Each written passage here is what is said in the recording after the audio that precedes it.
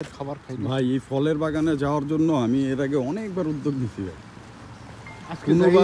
কোনোবার একদম ঠিকানা পর্যন্ত পৌঁছাইছি, কোনো একটা কারণে যেতে পারিনি। আবার কোনোবার গেছি কিন্তু এটা বন্ধ, বন্ধ হয়ে গেলে মানে এই 6 বছরে মনে করেন আজকে যদি বন্ধ থাকে এই ফলের বাগানে যেতে পারিনি। ইনশাল্লাহ আজকে কোনো সমস্যা হবে না। এই যে এটা চিনছেন লুইবোটো ভাই, হ্যাঁ লুইবোটোর অফিস এটা। এই যে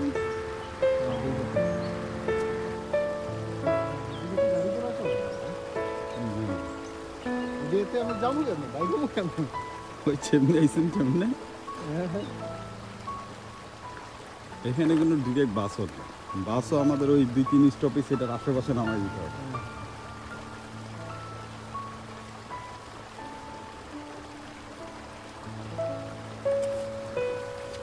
যে ইচ্ছা করলে এখান থেকে নিয়ে খাওয়া যাবে, কোনো সমস্যা নাই।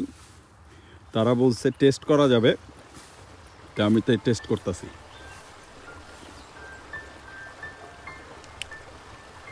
টেস্টি অনেক, এগুলো একদম মিষ্টি।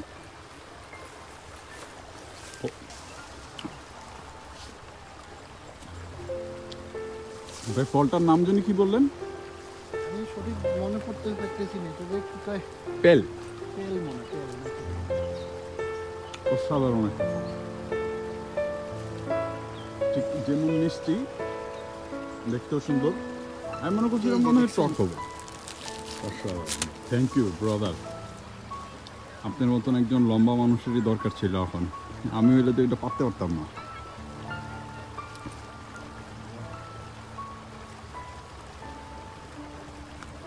বড় বড় ফলগুলো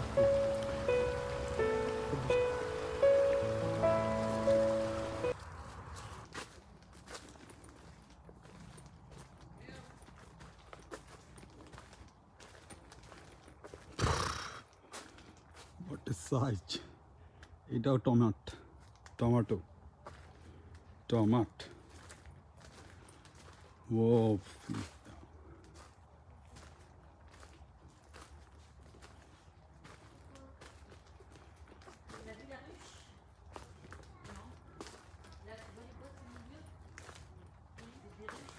কি ফলন! দেখার মতো না। একটা আপেল খাবো, যে আপেলটা এই বাগানের সবচেয়ে বেস্ট হবে, বুঝতে পারছেন দাদা? যেটা কাঁচা হবে না, পাকা হবে না, মাঝারি সাইজের হবে। ওকে, বাদ প্রবলেম। যেটা ফুলা সেটাতে যাবে। এটা মেবি হচ্ছে এটার হারভেস্ট, মানে হ্যাঁ, এটা ক্লিয়ার হয় না আর কি।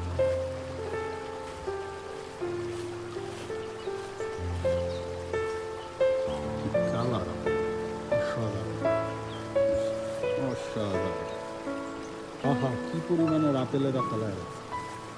এই আপেলগুলো দিয়ে জ্যাম জেলি বানাইলেও তো খাওয়া যেত।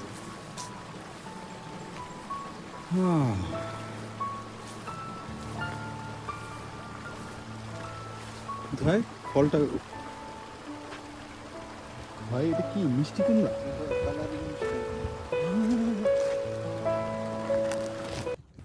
বেশি না, 8 টাকা 10 পয়সা ফুল কেজি? এটাও কেজি? পুরো কেজি হিসাবে বিক্রি হচ্ছে।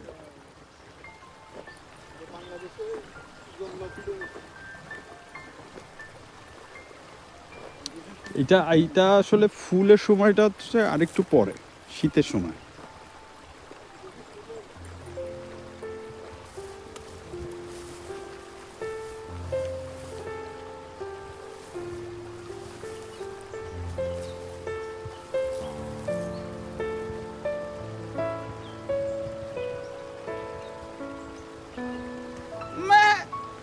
এমনও ফার্মে যাইতাম, বুঝছেন, ওটার ভিতরে কুমির, বাঘ, ওটিও আছে।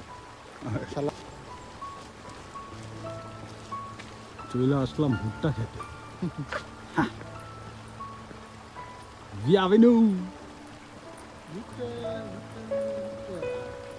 অনেক গল্প শুনছি ভুট্টা খেতে। Cumbia di zero, si cosa di zero, mata ne firo, a pemi di zero, si cosa? Menu